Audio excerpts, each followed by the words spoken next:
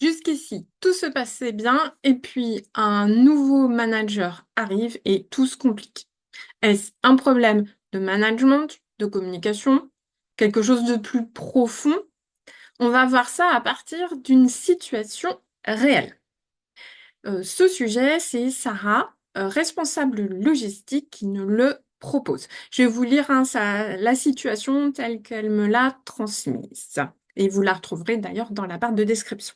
Alors, jusqu'il y a quelques mois, j'étais rattachée directement au DG, mais un directeur logistique a été embauché. Avec mon nouveau N+1, c'est très compliqué. Certaines décisions sont prises sans que je sois concertée. On me demande parfois d'appliquer des directives qui, sur le terrain, sont difficiles à mettre en œuvre. Je me retrouve souvent à gérer des situations tendues ou des dysfonctionnements liés à ces nouvelles façons de faire. Quand les choses ne se passent pas comme prévu, la responsabilité retombe facilement sur moi.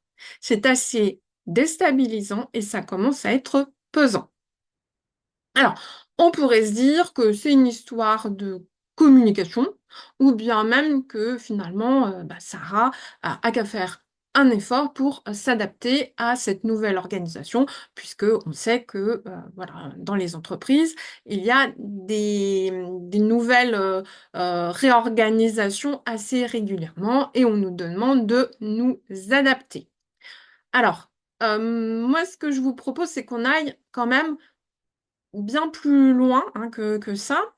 Si Sarah était en face de moi en accompagnement, j'irais vraiment creuser certains points qui, pour moi, ressortent déjà. J'en vois notamment quatre axes qui seraient à explorer. Donc, notamment, déjà, le changement en lui-même, ce changement de rattachement. Hein, qu'est-ce qui a justifié l'embauche de ce directeur et donc la modification de l'organigramme.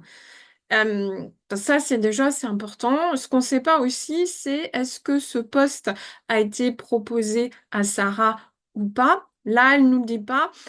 On peut potentiellement se dire que ça n'a pas été le cas. Donc voilà, qu'est-ce qui vraiment a justifié ce changement? Comment ça a été présenté à Sarah aussi? Hein, parce que bah, parfois on nous annonce voilà un changement comme ça et on n'a pas été informé en amont du pourquoi pas soi aussi. Hein. Et il va se poser aussi toutes ces questions maintenant, ben, quelle est sa latitude, son autonomie, son périmètre de décision? Donc ça, c'est le premier point. Et ben, là, du coup, se pose vraiment la question de la place de Sarah dans cette nouvelle organisation par rapport à son équipe aussi. Et elle pourrait avoir un sentiment de perte de légitimité, voire de sentiment de rétrogradation. Le deuxième point qui en découle, hein, de toute façon, tout va être lié, c'est cette définition des rôles. Là, on peut se poser quand même la question si vraiment le rôle entre ce nouveau directeur et Sarah, est-ce que ça a clairement été redéfini, enfin défini et redéfini pour Sarah? Quel est le périmètre de chacun? Qui fait quoi? Parce qu'on sait très bien que dès lors qu'il y a des zones de flou, ça devient vraiment compliqué. Donc, ça fait des zones vraiment de friction, de conflit. Troisième point, c'est justement qui décide de quoi. Et d'ailleurs, la question que je me pose, là encore, on n'a pas l'information, mais potentiellement, Sarah pouvait peut-être faire partie du CODIR. Arrive ce nouveau directeur, elle peut en avoir été écartée. Et là, ça reboucle un peu avec voilà, ce sentiment de rétrogradation. Qui est responsable des résultats? Quels résultats? En cas de problème, qui va porter la responsabilité. Donc là, dans ce que nous dit Sarah, on comprend déjà que potentiellement, il y a des choses qui sont pas très claires à ce niveau-là. et ce qui fait que elle va peut-être se retrouver avec responsable, mais sans réel pouvoir de décision. Et le risque avec ça, hein, c'est que bah, finalement, elle peut être dans une posture à sentir le besoin de tracer les choses pour se protéger.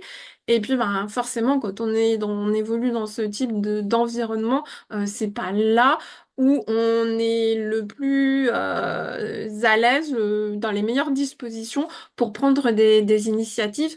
Bien au contraire, on sécurise pour pas avoir de problèmes, des choses qui nous retombent dessus ensuite. Le quatrième point, ce serait la dimension relationnelle. Vraiment, bah, quelle est la considération de ce N+1 vis-à-vis de Sarah, ses missions, son expertise? Parce que là, finalement, on a presque l'impression qu'elle se retrouve à devoir faire ses preuves alors qu'elle occupait déjà la fonction. On ne sait pas depuis combien de temps, mais en tout cas, elle était déjà en poste et avec l'impression que, voilà, qu'elle doit regagner la confiance de cette nouvelle personne.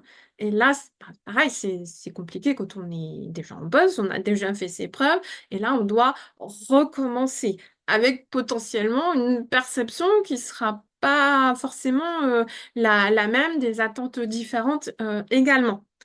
Donc là, bah, globalement, le risque, c'est un manque de confiance de part et d'autre d'ailleurs. Et là encore, on n'est pas dans les meilleures dispositions pour bien travailler, bien fonctionner. Donc là, ce qui joue, on voit bien que ce n'est pas un simple sujet de communication. Ça va bien plus loin que ça. Et puis, on voit aussi que euh, Sarah, enfin, elle pourrait peut-être faire des efforts, mais à un moment, on voit bien qu'il y a quand même des vrais sujets organisationnels à gérer, à expliciter, à clarifier, et que ça ne dépend pas d'elle. Donc là, à ce stade, c'est déjà en fait moi ce que je lui conseillerais à Sarah, c'est de poser les choses clairement. Là, à partir des éléments qu'on a évoqués, c'est ben, voilà, d'aller voir le N+1, peut-être même demander une réunion avec le N+1 et le directeur, le DG. Comme ça, au moins, tout le monde a entendu, enfin en tout cas, tout le monde était présent, a été présent à l'échange, il n'y a pas de déformation. Et c'est vraiment de demander à clarifier ces points-là. Donc voilà, en tout cas, ce que Sarah pourrait faire. Voilà, pour bien identifier ce qui dépend d'elle, ce qui dépend de l'organisation, ce qui potentiellement peut évoluer du fait qu'elle ait amené le sujet sur la table et ce qui peut potentiellement aussi ne pas évoluer par rapport à cet échange. Mais en tout cas, à partir de là, Sora aura tous les éléments et pourra prendre sa décision pour la suite, vraiment en toute connaissance de cause. Si vous vous retrouvez dans cette situation, si vous rencontrez une période professionnelle compliquée et que vous avez besoin de prendre du recul, sachez que je peux vous accompagner. Vous retrouverez toutes les informations dans la barre de description.